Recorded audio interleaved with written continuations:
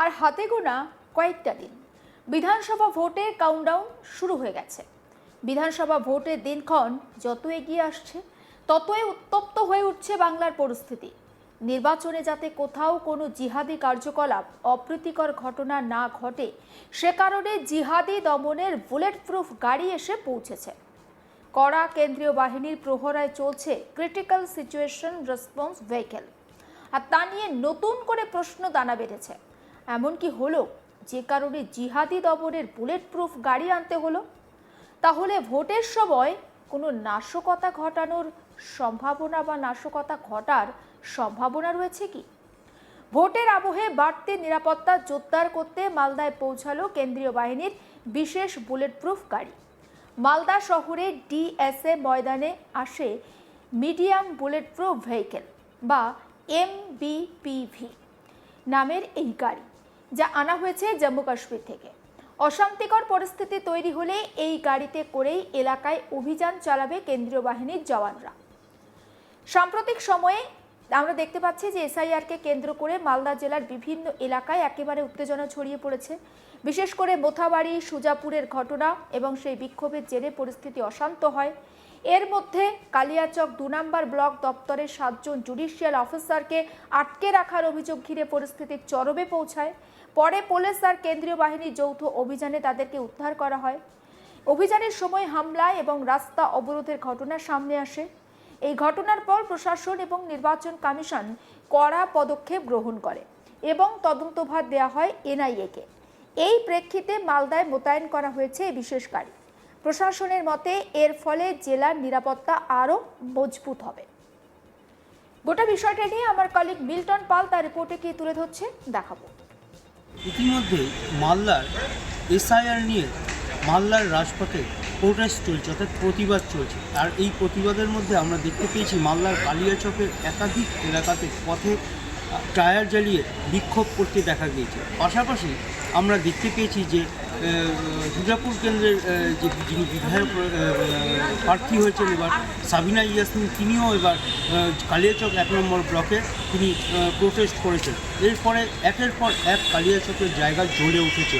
তাদের একটাই দাবি, যাদের ভোটার লিস্ট থেকে নাম বাদ গেছে তাদের নাম ভোটার তালিকায় অন্তর্ভুক্তি করতে হবে। কেননা তারা ভারতীয় নাগরিক, তাদের বিভিন্ন রকমের যে সমস্ত প্রমাণপত্র দিয়েছিল সেই সমস্ত প্রমাণপত্র দেওয়ার পরেও কেন তাদের নাম ভোটার তালিকা থেকে বাদ গিয়েছে এই প্রশ্ন তুলে তারা চাইছেন যে তারা যেহেতু ভারতীয় নাগরিক তাদেরকে ভোটার তালিকায় নাম তোলা হোক। আর এরপরেই ওই দিন একই দিনে দেখা গেল মালদার মোথাবাড়ি এলাকার যে কালিয়াচক ২ নম্বর ব্লক, সেই ব্লকের কাছে জ্বলে উঠেছে সেখানেও পথে টায়ার জ্বালিয়ে বিক্ষোভ দেখাতে শুরু করে। পাশাপাশি আমরা দেখতে পাই যে ওখানে ব্লক অফিসে যে ৭ জন বিচারক সেখানে যে কাজে নিষ্পত্তি করছে সেখানে তাদেরকে দীর্ঘক্ষণ আটকে রেখে বিক্ষোভ করা হয়। পরবর্তী সময়ে মালদা জেলা পুলিশ সুপারের নেতৃত্বে কেন্দ্রীয় বাহিনী গিয়ে তাদেরকে উদ্ধার করে নিয়ে আসে। কিন্তু পথে ব্লক অফিস থেকে অদূরে তাদের গাড়ি ভাঙচুর করা হয়। কোনো রকমের প্রাণ ভয়ে সেখান থেকে তাদেরকে রক্ষা করে নিয়ে আসা হয় শহরে। আর এরপর থেকে সেই যে সমস্ত ঘটনা ঘটেছে সেই সমস্ত ঘটনার দায়িত্বের তদন্ত করতে দেওয়া হয় NIA এবং CBI-কে। এবং এর পরবর্তী সময় CBI এবং NIA সমস্ত ঘটনার তদন্ত শুরু করে। 2 দিন ধরে মালদা জেলাতে থেকে বিভিন্ন বিষয়ে তারা নথি সংগ্রহ করেন যে কেন এই ধরনের ঘটনা ঘটল, কারা এই ঘটনার পেছনে যুক্ত রয়েছে। পাশাপাশি যে সিসিটিভি ফুটেজ, সেই সিসিটিভি ফুটেজও তারা সংগ্রহ করেছে। পরবর্তী সময়ে সেই সিসিটিভি ফুটেজ নিয়ে তারা স্থানীয় যে সমস্ত প্রশাসন রয়েছে, পুলিশ প্রশাসন রয়েছেন এবং পুলিশ সুপার রয়েছেন তাদের সঙ্গে কথাবার্তা বলেন। পাশাপাশি যে কালিয়াচক এলাকায় মুফাক্কিরুল হক নামে এক ব্যক্তি আইনজীবী, তিনি সুজাপুর এলাকায় বেশ কিছু উস্কানিমূলক কথাবার্তা বলেন। কিন্তু তারপরে তদন্ত শুরু করে এবং সেই তদন্তে CBI বাগডোগরা এলাকা থেকে এই মুফাক্কিরুল হককে গ্রেফতার করেন। পাশাপাশি যে ISF কর্মী রয়েছে, যে ISF প্রার্থী রয়েছে মোথাবাড়ির শাহজাহান আলী কাদরি, তাকেও গ্রেফতার করেছে পুলিশ। পাশাপাশি প্রায় 50 জনের মতো যারা এই ঘটনা তাদেরকে গ্রেপ্তার করা হয়েছে। আর এই ঘটনার পরেই দেখা গিয়েছে গতকালকে মালদা জেলায় এসে পৌঁছেছে বুলেট প্রুফের গাড়ি, যে গাড়ি কাশ্মীরের যে জঙ্গি দমন করা হয় সেখানে এই ধরনের গাড়ি ব্যবহার করা হয়। সেই গাড়ি ইতিমধ্যে মালদা জেলায় এসে পৌঁছেছে এবং কী কারণে এই গাড়ি এখানে এসেছে তা পরিষ্কার না হলেও পরিষ্কার বোঝা যাচ্ছে যে মালদা জেলা যে একের পর এক ঘটনায় উত্তপ্ত হয়ে উঠছে, আর সেই সরগরম পরিস্থিতিতে যাতে উত্তপ্ত না হয়ে উঠে সেই কারণে মূলত এই গাড়িকে এখানে নিয়ে আসা হয়েছে বলে মনে করছে প্রশাসন। পাশাপাশি তারা আরও মনে করছে যে মালদা জেলায় একের পর এক যে ঘটনা তাতে মানুষের মধ্যে একটা ভীতি সন্ত্রাসের সৃষ্টি হচ্ছে, তাই জন্যই তারা এখানে এসেছেন বলে অনুমান করা হচ্ছে। কিন্তু বাস্তবিক পক্ষে কি তাই? এই অবস্থায় সেই গাড়িগুলোকে যথেষ্ট অতন্দ্র পহরার মধ্যে সেখানে রাখা হয়েছে। যে কেন্দ্রীয় বাহিনী রয়েছে সেই কেন্দ্রীয় বাহিনী সেই গাড়িকে ঘিরে রয়েছে।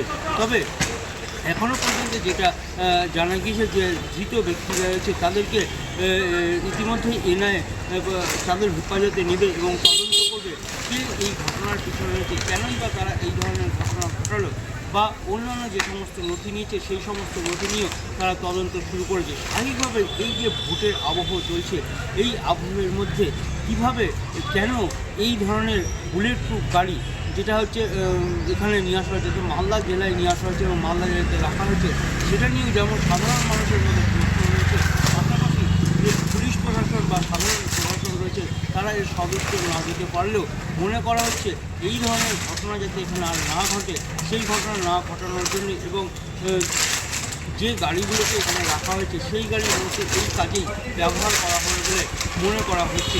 যদিও এই যে গাড়ি রয়েছে সেই গাড়ি জরুরি অবস্থাকালীন পরিস্থিতিতে ব্যবহার করা হয়, যেমন কাশ্মীরের গাড়ি জঙ্গি দমনের ক্ষেত্রে ব্যবহার করা হয়, তেমনি এখানেও সেই গাড়িগুলোকে ব্যবহার করা হতে পারে বলে মনে করা হচ্ছে।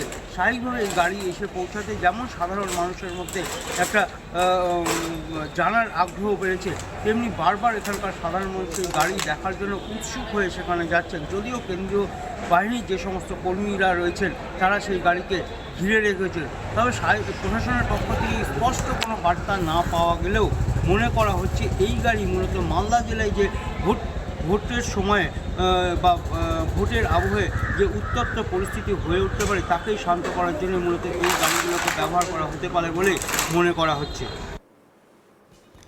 ভোট যত এগিয়ে আসছে ততই কিন্তু রাজ্যে বিভিন্ন জায়গায় অশান্তির খবর পাওয়া যাচ্ছে। নতুন করে যাতে কোনো রকম কোনো অশান্তির ঘটনা না ঘটে তার জন্য প্রশাসন একেবারে কড়া নজর রেখেছে এবং আগাম সতর্কতামূলক ব্যবস্থা হিসাবে বা প্রস্তুতি হিসাবে কিন্তু এই বিশেষ গাড়ি নিয়ে আসা হয়েছে। আর সেই গাড়ি দেখতে ইতিমধ্যে উৎসাহী মানুষজন ভিড় জমাচ্ছেন। ঠিক যেমন তারা ভিড় জমাচ্ছেন আবার প্রশ্নও তুলছেন অনেকে, তাহলে কি বড় ধরনের কোনো আশঙ্কার থেকে যাচ্ছে? সমস্ত আপডেট পৌঁছে দেবো আপনাদের কাছে, তার জন্য নজর রাখুন আজ তাক বাংলায়। সাবস্ক্রাইব করতে ভুলবেন না।